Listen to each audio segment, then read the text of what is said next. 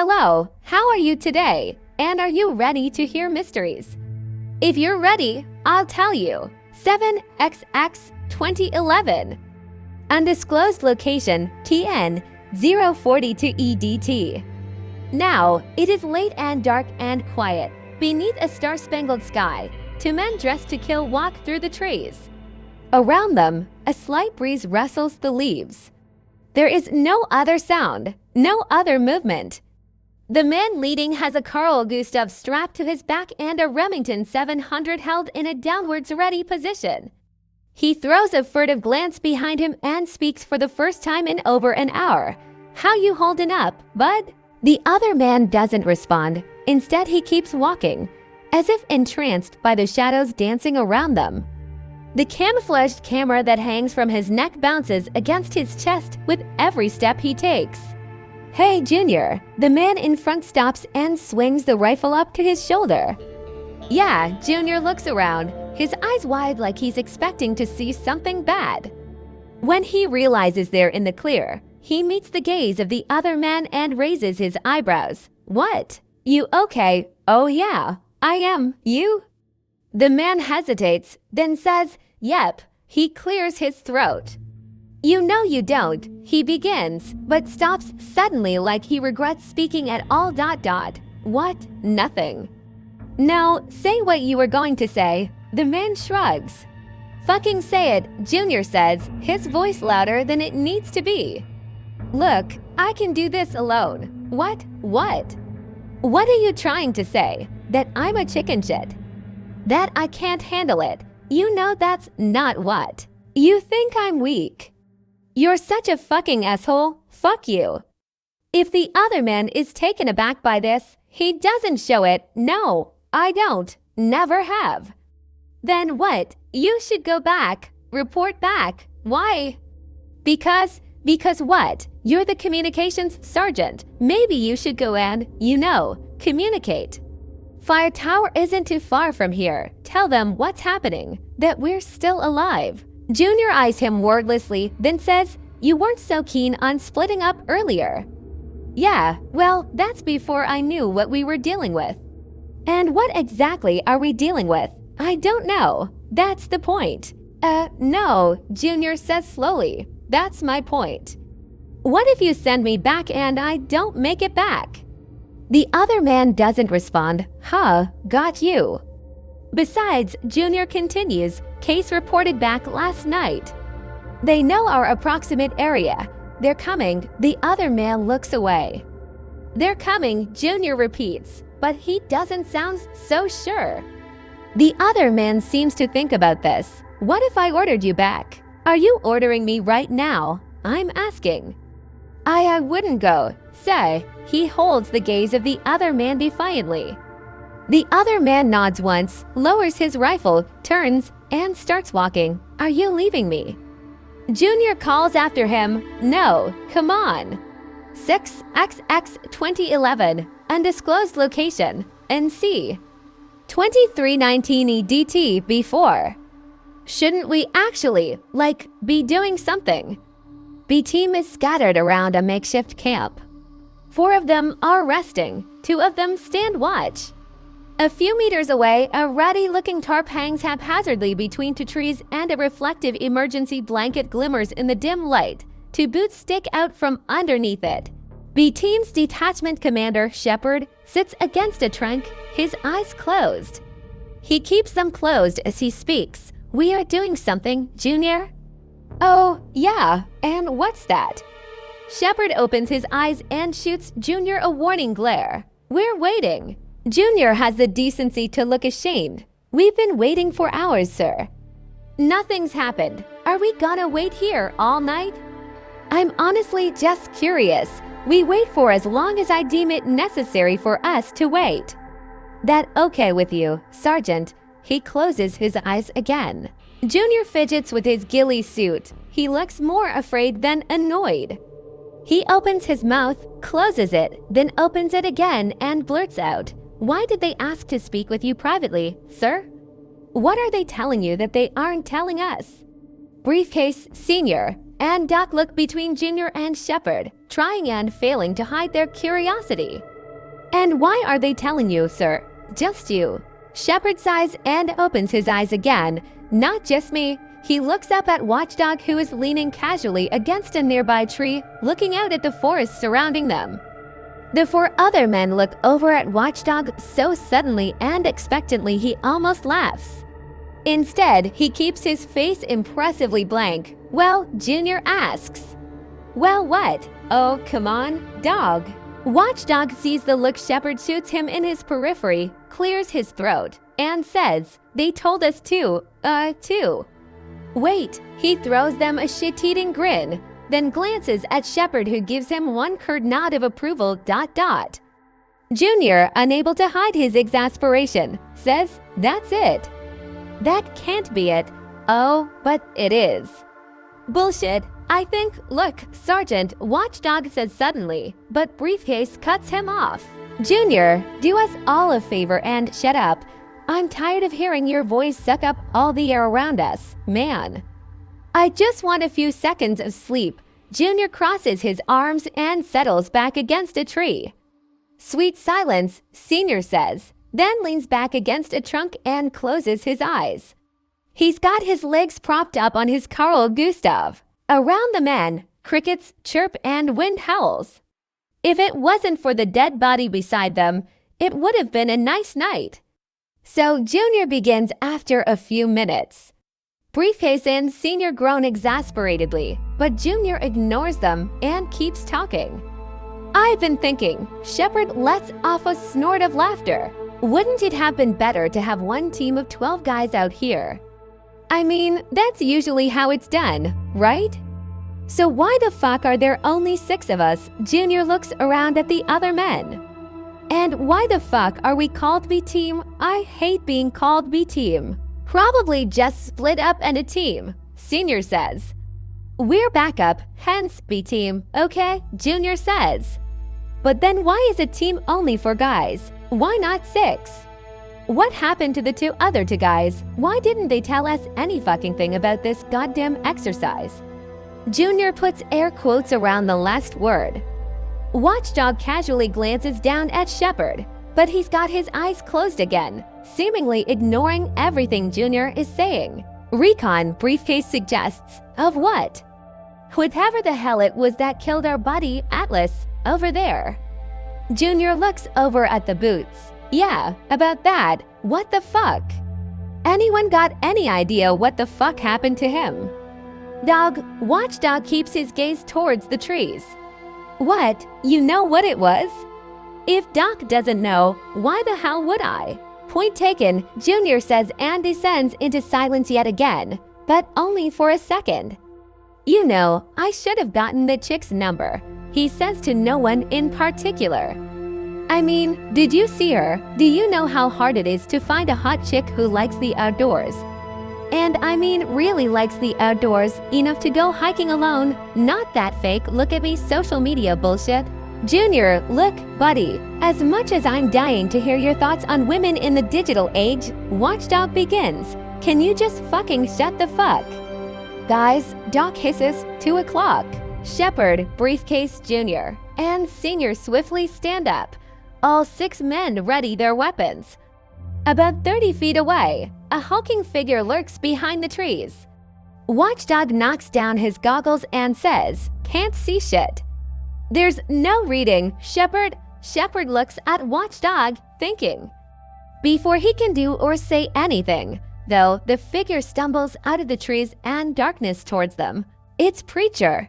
Shepard takes a tentative step towards the man, visibly wary. "Hey, Preach, you okay? Who?" Junior looks at Senior, who shrugs. "Team leader," Watchdog says and lowers his rifle. "Oh," Junior says. "Fuck, what happened to him?"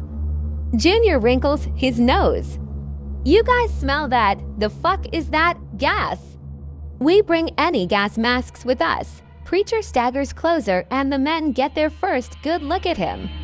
His guns are gone and what's left of his fatigues are burnt, bloody, and torn.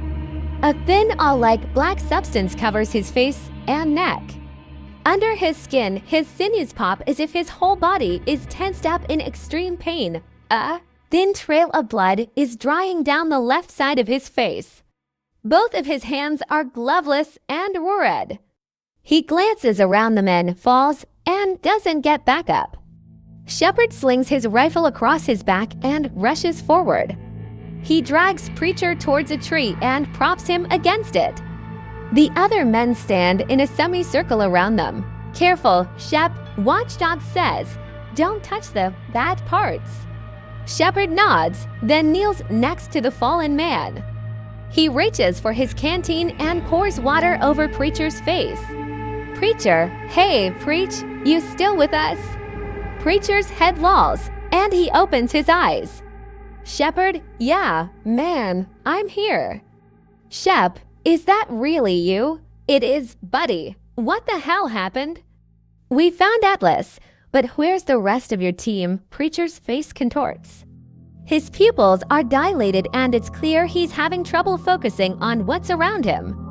When he speaks, it's almost incoherently fast. They wouldn't try to stop, he was quick. Shepard told them not to release any, not to send any more. Why they didn't listen, they never do, Shep. Whoa there, Preach. Calm down and repeat what you're saying, slowly. Preacher is sobbing now. I can't, he says, I can't, please. I don't want you can't, he stops. His eyes are unfocused, and he begins to drool. Can't what, Preach? Can't what? Preacher shakes his head. He's drifting in and out of consciousness. Shepard looks pointedly back at Doc, who nods and reaches for his kit. Shepard is quick about it, but that's all it takes. Preacher snaps to, reaches forward, and grabs Shepard's Beretta from his vest. The men of B team yell in unison. Watchdog lifts his Remington. Both Senior and Briefcase move to tackle the guy or pull Shepard out of the way, but it's too late. There's an echoing blast and blood splatters. Holy shit, holy shit, holy shit, Junior repeats, his eyes wide and face pale. Shepard wipes the blood from his face, spits, then retrieves his pistol. Junior, shut the fuck up. Holy fucking shit, did you see that? Did you fucking see that? He just blew his fucking head off. Junior, but Junior isn't listening. He's breathing fast, on the verge of hyperventilating. What the fuck? What the actual foo? Shepard, still kneeling, looks back at his men. Can someone play? Yep, Watchdog slings his rifle, steps forward, grabs Junior by the neckline of his vest, and pushes him backwards. Let's go take a walk, buddy, he says calmly. When Junior doesn't move, Watchdog gives him a savage little shake. Hey, come on, let's go. I want to show you something. Junior's breathing is erratic. He's panicking. Dog, did you see? Did you fucking see? Sure did, bud. Now come on, let's go, move. Junior stumbles, then walks. He's still yammering, trying to make sense of what just happened.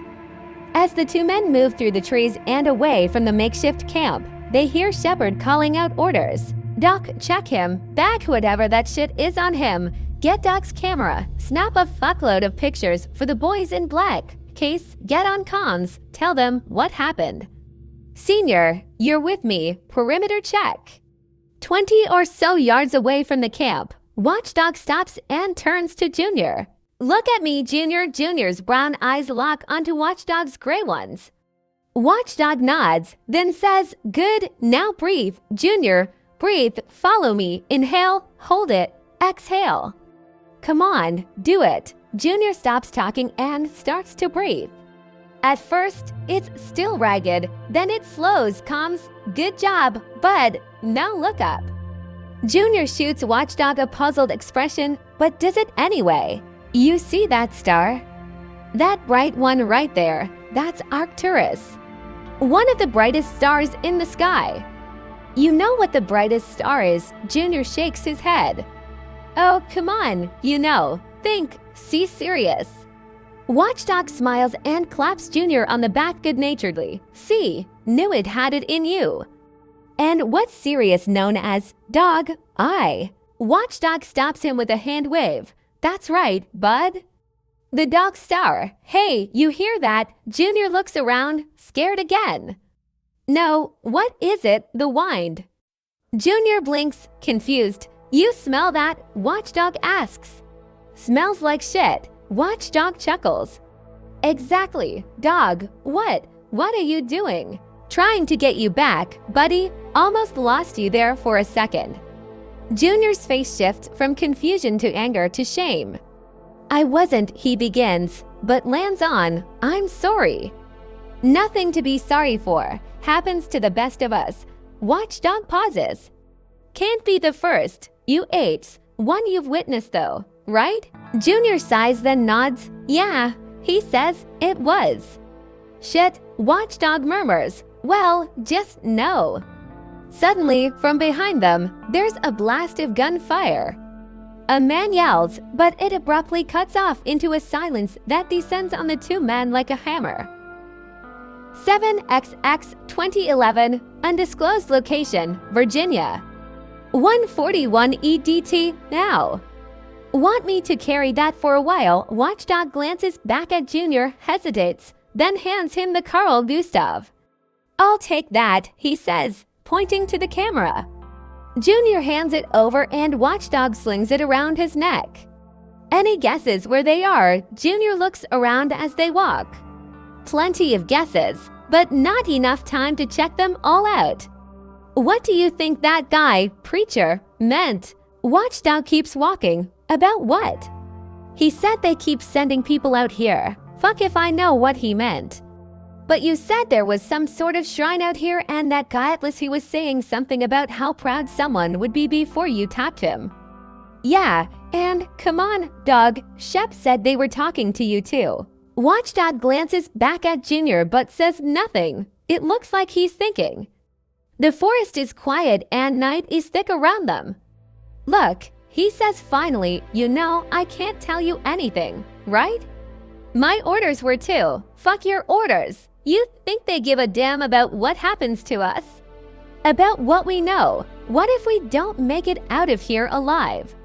Just tell me, please, Cooper. Watchdog looks at Junior sharply. None of the men in B Team, not even Shepard, have used his real name on this mission. Not once. He sighs and his expression of surprise dwindles to softness. Andre, listen. Junior stops walking. When he speaks, his voice trembles with barely contained emotion. Now you listen. We're dying out here, man. 3 dead already. Who knows how many of us are left? Tell me what the fuck is going on. Watchdog turns away from Junior and looks up at the night sky. Junior continues, he was my brother, Coop. He had a wife and kids. A 3-year-old and one on the way. What are we going to tell them? What am I going to tell them? That he suddenly died while out on a fucking routine exercise. That it was just some tragic accident? Watchdog runs a hand over his face and sighs. Junior takes a step forward and asks, don't you care, man? Watchdog finally looks at him. Of course I do, Junior. But we can't afford to lose our shit right now, okay? Now's not the time for sentimentality, or regret, or grief.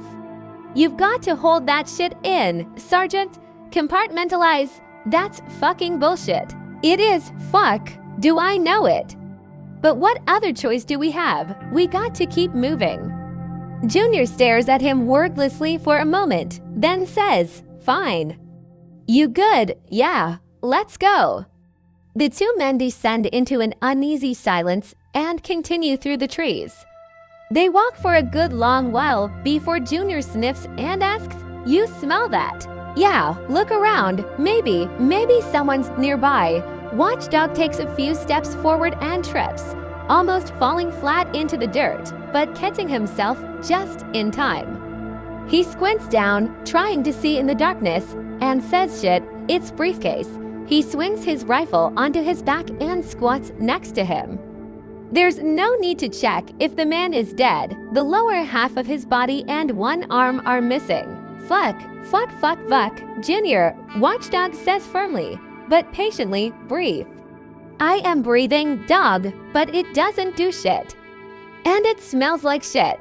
Watchdog ignores him and covers his nose. He rips off briefcase's tags and sticks them in his vest, then pushes his body to one side. "What are you doing?" Junior asks, his voice pitched high. Looking for the comms, Watchdog replies coolly, his voice slightly muffled by his hand.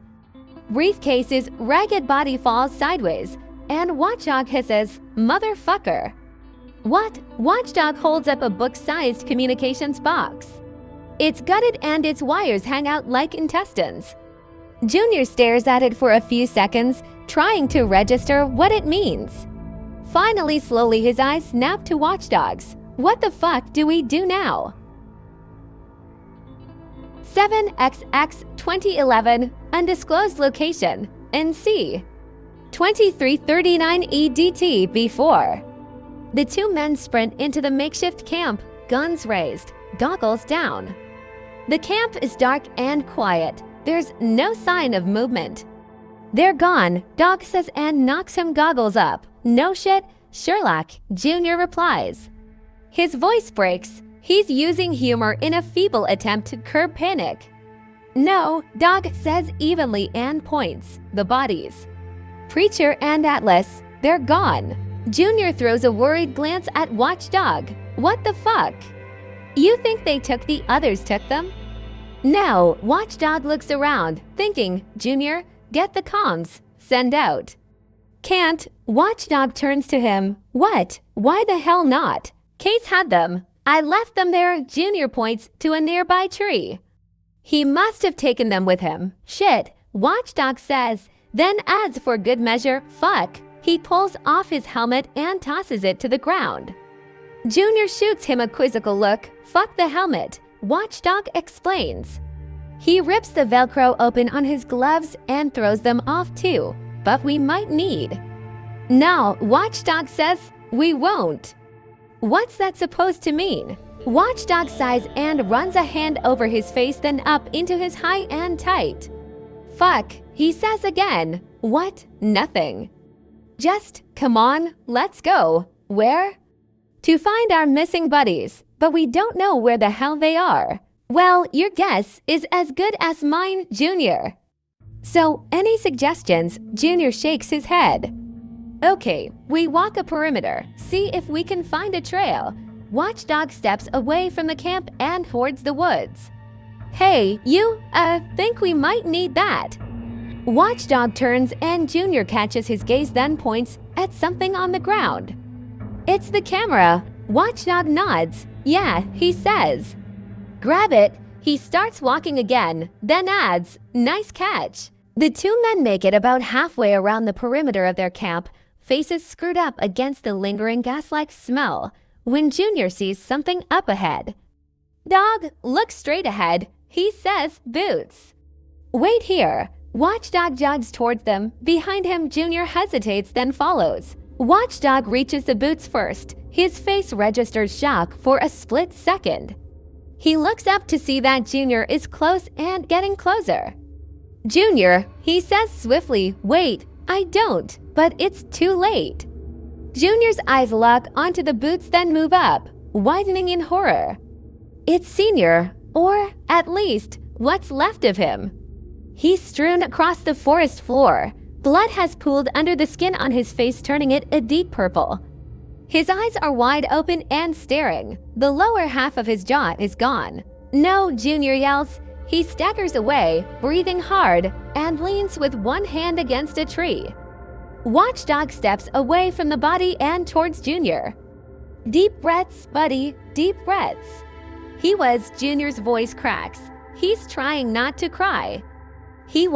Junior stops, shakes his head. It looks like he might puke. Watchdog places a hand on his shoulder. "Like your brother, buddy, I know, trust me, I know." "No, man," Junior stands straight and shakes Watchdog's hand off. "You don't know. He wasn't like my brother. He was my brother. Get it? He was my fucking family. Sure, buddy, I get it," Watchdog says softly. "Absolutely, I do." Deep breaths. "I need you here with me now. Okay." Junior shoots Watchdog a scathing look. To do what exactly? To gather shit for the powers that be. Why, Doug, why the fuck are we out here? What are we doing? Watchdog exhales a slow, long breath. It looks like he's trying to maintain his composure. Junior, look, I don't know much more than you do. And what I do know is on a need-to-know basis, and you're not need-to-know. I'm sorry. I don't make the rules, but I do follow them. I have to. Fuck you, man. You're such a fucking asshole. Watchdog closes his eyes, takes another deep breath, and opens them. Silently, he leans down, hoists up the Carl Gustav, and slings it onto his back. He then rips off Senior's tags and holds them out to Junior. Junior looks between them and Watchdog before snatching them away and shoving them into his vest. What we need, Watchdog says, is to find those goddamn comms. Come on. 7XX 2011. Undisclosed location, Virginia, to 40 EDT. Now, dog, yeah, if we're gonna die out here, well, I just wanted you to know that I don't think you're an asshole. I've been the asshole. I'm sorry. We're not gonna die out here, Junior. Not if I can help it, but that's besides the point. The point is, you've got nothing to apologize for, not now or ever, okay? Junior opens his mouth to respond, but there's a quiet, sputtering cough from the left of where they're standing. It's Doc, Watchdog says. Then adds shit, he's alive. He slings his rifle up onto his back and kneels next to the fallen soldier. Doc, hey, you with me? Default text, dog, Doc says. The samples, my bag. Fuck the samples, Doc. We gotta get you out of here. Junior, help me out, will you? Get a tourniquet. No, Doc says firmly. Leave me, I'm not gonna make. The samples, get them too. Fuck that, Watchdog says. You're more important than fucking samples. Doc, Junior, on it? No, Doc yells so forcefully that both the other men start. He attempts to sit up, but falls back against the tree, moaning, Dog, you have to, get them. Or else, this would be pointless. Doc, shut the fuck up and let us save you, dog. I can't, you need to. Doc takes one last unsteady gasp of air, then stops moving. Fuck, Watchdog yells up towards the sky. He hits the trunk Doc is sitting against hard with his clenched fist. His breathing is ragged, unsteady. Behind him, Junior stands quietly, not knowing what to do. He's never seen his assistant detachment commander lose his cool before. Watchdog inhales deeply, holds it, then exhales. He repeats that a few times, then leans forward, rips Doc's tags off, and sticks them into his vest. He stands up, walks a few steps over to where Doc's rucksack lies, and begins rummaging through it. Dog, Junior says softly, yeah. There's a hint of distress in his voice. What are you doing? Honoring the last wishes of a dead man, Watchdog stands. His gray eyes meet Junior's brown ones, and the two of them stand silently like that for well over a minute.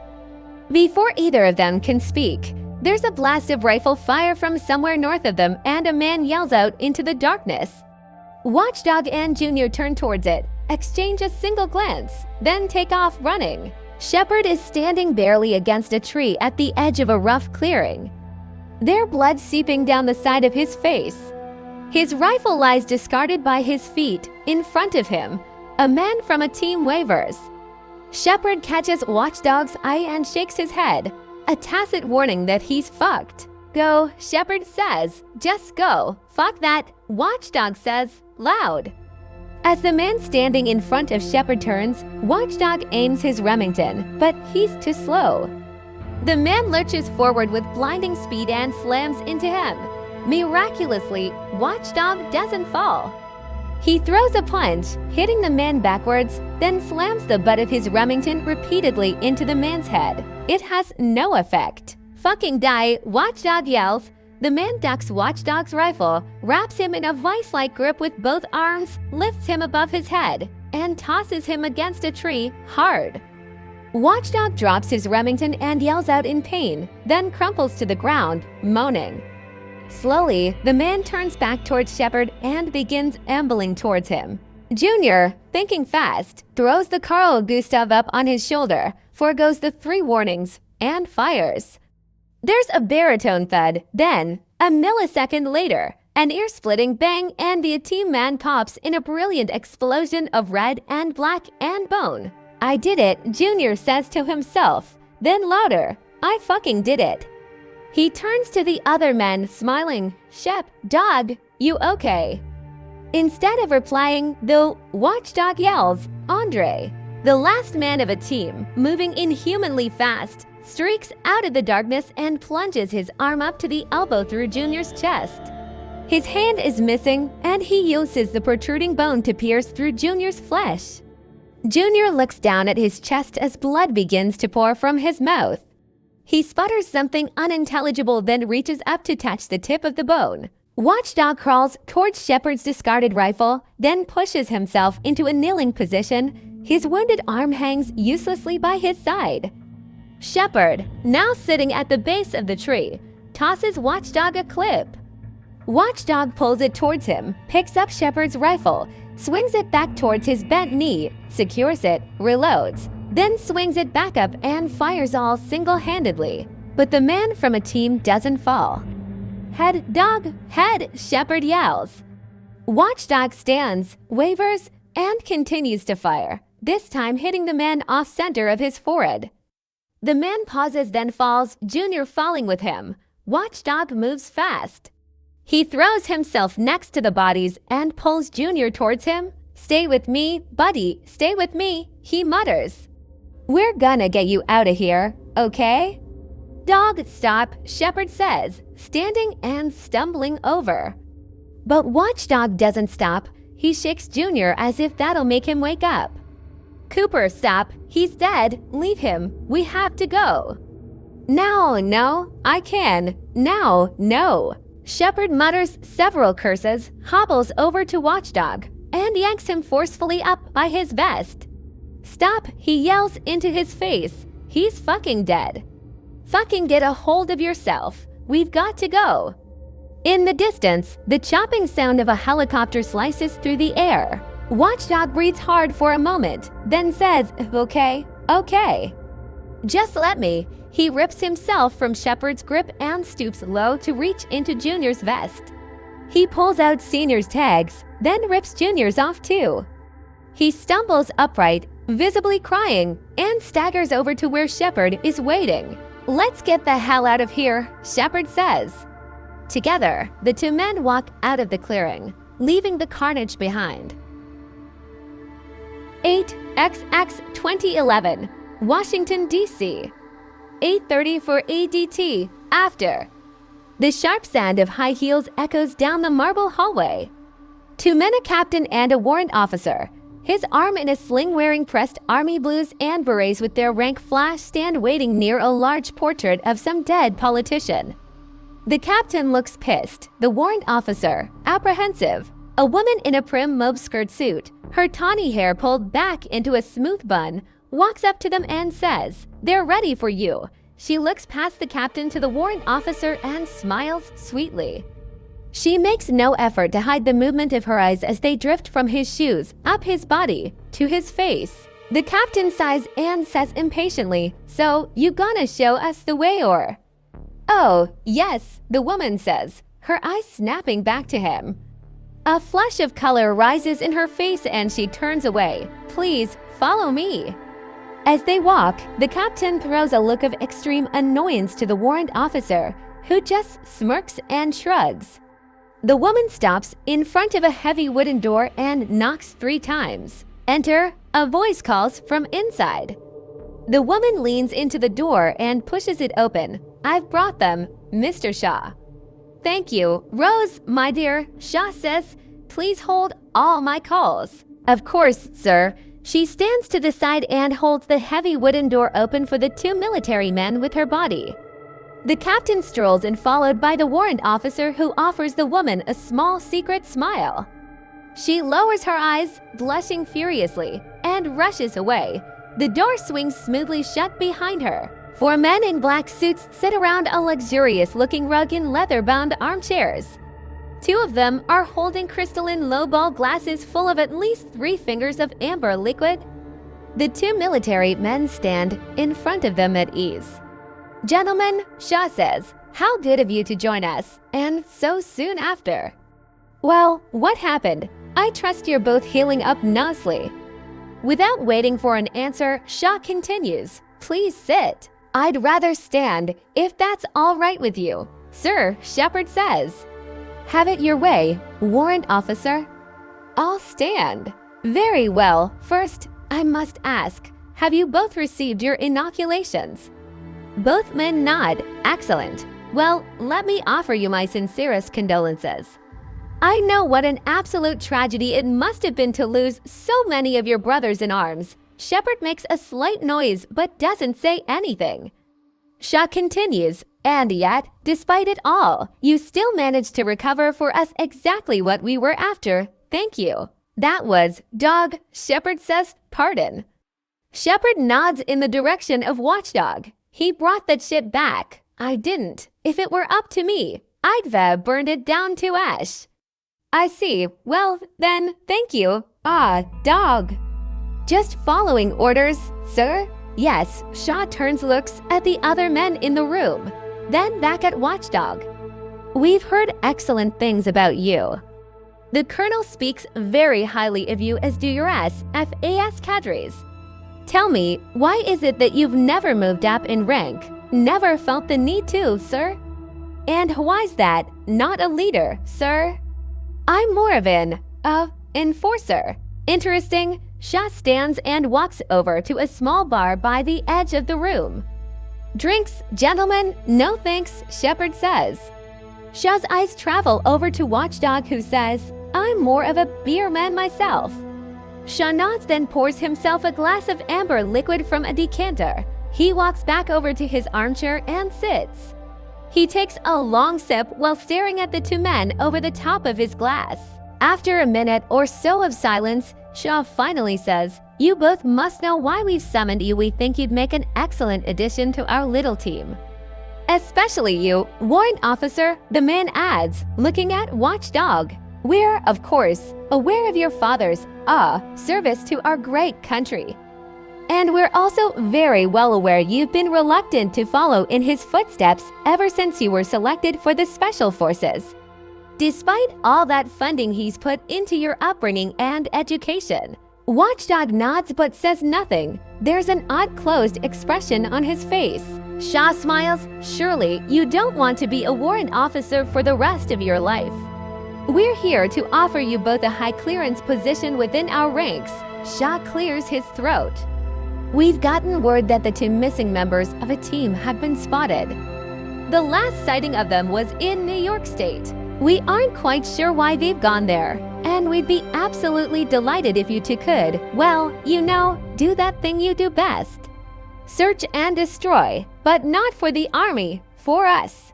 So what do you say?" "Fuck that," Shepard says, his voice full of contempt. "I'm not fucking joining your bullshit brigade, and neither is he. Come on, dog, let's get the fuck out of here." "Captain," the man says, his voice edged. "It would be in your very best interest not to, ruffle any of our feathers, if you understand my meaning." "Is that a threat?" Shepard asks. Shaw grins.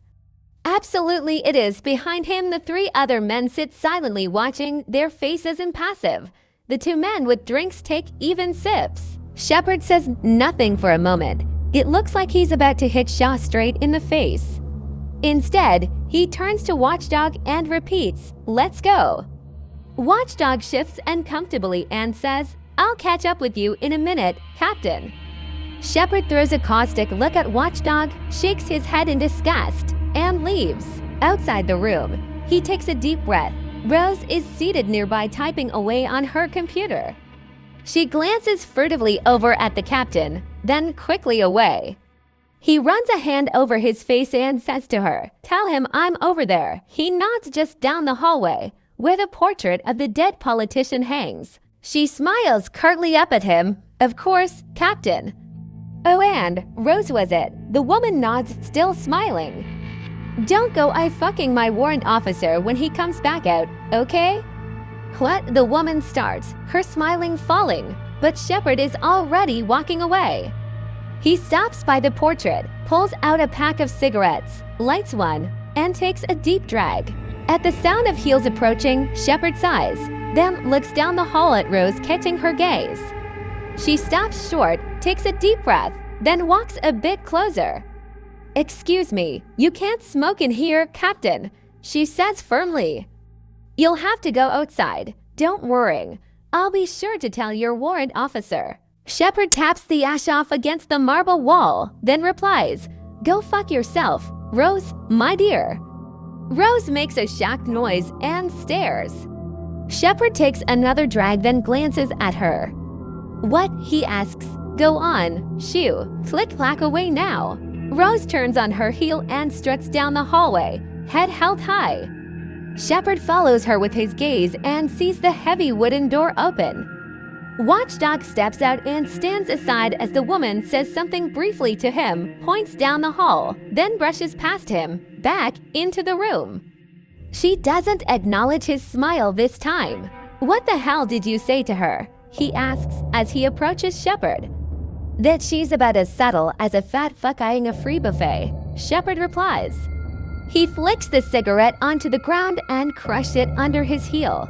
Come on, let's get out of here. The two men trot down the marble steps and into the sunlight. They walk in silence for a good while until they're caught up in a group of tourists and have to stop. Nearby, the Washington Monument looms.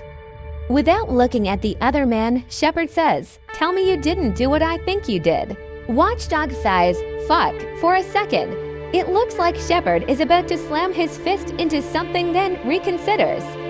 And here I was idiotically thinking you were giving them a piece of your mind. Shep, I didn't have a choice. Like fuck you didn't. You don't understand. Watchdog begins, my dad, my brother. Fuck them, and fuck whatever obligation you think you owe to them. What about those men, our men? Is this what they died for? So you could use their bodies as stepping stones to climb whatever corporate ladder you think you belong on. Watchdog shuts his mouth and swallows. Fuck that and fuck you, Dog Cooper. Shepard takes a deep, leveling breath. Didn't you once tell me that you'd never work for them? What happened to that? What happened to you? I thought we were brothers, Coop. All that shit we've been through. Listen, Harmon, Watchdog says softly. It's the only way to what exactly? Watchdog glances around, checking the crowd around them. To fix this, he says you can't do shit from the outside, harm. Bullfucking shit, Shepard says you and I both know it won't be any different. They don't give a shit about who your dad is or what he's done. They don't give a shit about you either. They're using you. Shepard looks straight into Watchdog's eyes. Don't do this, Coop. You're not this stupid. You're not this selfish. I have to. You don't have to do this. Man, not this. Watchdog opens his mouth, then closes it. What? I'm sick of this shit. Harm, I'm tired of it. I thought they'd leave me the hell alone if I didn't do what they wanted. If I just stayed low. I thought they'd send me off to fight in some country we shouldn't be in. Instead, they just roped me in harder. I can't escape. And what, you think it'll be different actually working for them? I don't know. This is exactly what they want, Coop. Exactly what your dad wants. He's already got your brother involved. He doesn't need you to. We need you out there protecting people. Not finding ways to hide the truth from them. I can protect people from the inside. Shepard laughs bitterly, like hell you can. He turns to walk away. You know what? I tried. I'm done. There's no point.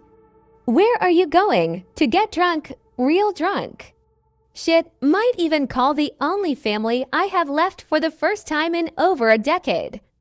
And then I'm leaving. Where? Where the fuck do you think? Shep Harmon, Watchdog says slowly. Don't go up. What are you gonna do?" Shepherd asks sharply, walking up so close to Watchdog they're almost chest to chest. "Tattle on me like the little brown-nosing bitch you are?" The two men stand eye to eye, sizing each other up. Around them, tourists mill. Some are gawking at them, excited to see soldiers, a wounded one at that, wearing their army service uniforms in the nation's capital. One woman snaps a quick picture of them and giggles as she scurries away. No one seems to notice the two men are almost at blows. "Excuse me, misters," a small voice asks. Watchdog and Shepherd look down to see a little girl, maybe 8 years old, looking up at them. A few feet away, her parents stand watching, smiling. "Do you think I could get a picture with you, please?" Watchdog looks back up at Shepherd, his expression beseeching. But Shepherd shakes his head like it's not worth it and simply walks away. Watchdog blinks, then looks back at the little girl. It looks like she might start crying, so he quickly says, "Don't worry about him. He's just a big jerk having a bad day." "Come on, let's take that picture." He kneels next to her, throws up a thumb with his good hand, and smiles big as her parents snap a few photos. After they thank him and leave, Watchdog looks up at an enormous American flag waving majestically in the wind and sighs. This is the end of the story. Thank you for listening, and please subscribe to support Nee's storytelling. Thank you.